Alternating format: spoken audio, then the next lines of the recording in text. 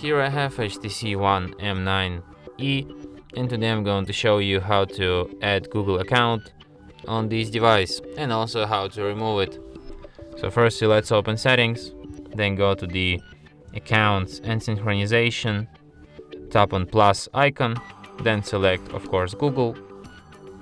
Of course you'll need internet connection to add Google account, but unfortunately Google Play service has stopped. Let's try once again. Here you have to enter your email or phone number.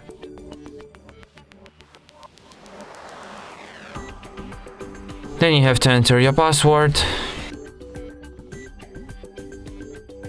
Tap next.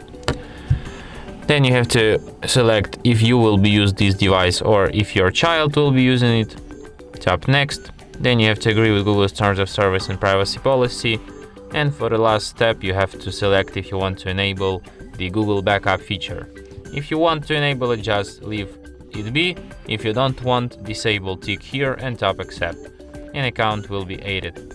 So if you want to remove this account, just select it here and then tap on 3 dots and tap remove and confirm it. And that's it. Thanks for watching.